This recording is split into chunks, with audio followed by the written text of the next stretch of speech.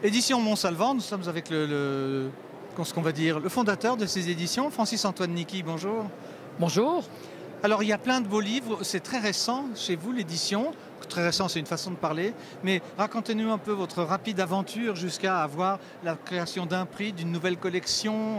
On connaît la journée tout à fait spéciale d'Isidore Nicky, on connaît Crime double en Gruyère, Mort sur la Jogne. Voilà, donc notre maison d'édition qui va fêter ses 3 ans dans quelques mois, en septembre prochain, va publier une nouvelle collection, la collection Aldikera, avec 3 ouvrages au format poche qui sont Le Sortilège au château de Chillon. Oui, celui de droite, oui. Daniel Cudré-Moreau, aime-moi.ch. C'est en bas. D'Alain Sébus, qui est un roman d'humour et un polar qui se passe dans le canton de Fribourg en Gruyère de Géraldine Nourenceau, Le Foulard rouge de la forêt de Boulaire. Alors, petite particularité, ceci vous a donné l'idée peut-être de faire un prix Vanille Noire du polar des terroirs. Alors, ça veut dire qu'il se passe des trucs sombres dans les terroirs? Non, il ne se passe pas des trucs sombres, mais je me suis rendu compte en fait qu'il y avait une quantité d'auteurs qui écrivaient des romans qui se passaient dans nos régions de la campagne romande, même dans le réseau urbain. Et je me suis dit pourquoi pas lancer un concours du polar. J'aime bien le polar et là... Alors la caméra peut aller à droite, oui. Voilà. Le prix Vanille Noire du polar des terroirs qui va être lancé à partir du mois de juin.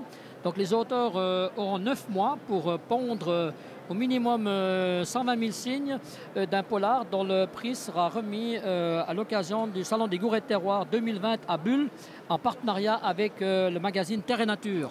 Voilà, c'est ça, vous faites la promotion, on sait que vous savez la faire. Après 3 ans, comment va la vie de la maison d'édition? Alors c'est rien que du bonheur, donc nous aurons publié après 3 ans, très exactement 12 ouvrages. Brillantissime. Des auteurs du cru? Des auteurs du cru, des auteurs motivés. On a fait quelques magnifiques projets. Le tout dernier, ce sont les Lettres de Montmoulin en patois gruyérien, oui. Qui sont une traduction par un charmaisan, Jean Charrière, avec un complément magnifique qui a été réalisé par Jean Rime, un de nos auteurs, oui. Sur toute l'histoire d'Alphonse Daudet et de la Suisse. Et il y a des choses extraordinaires qui se passent avec Daudet. Et d'ailleurs, ici, nous avons une magnifique exposition autour de l'œuvre de Daudet qui tourne en Suisse romande et durant toute la saison. On va dire à la caméra qu'on va la suivre, qu'elle nous montre un peu l'écriture manuscrite d'Alphonse Daudet, dont on rappellera que les Lettres de Montmoulin est l'œuvre majeure.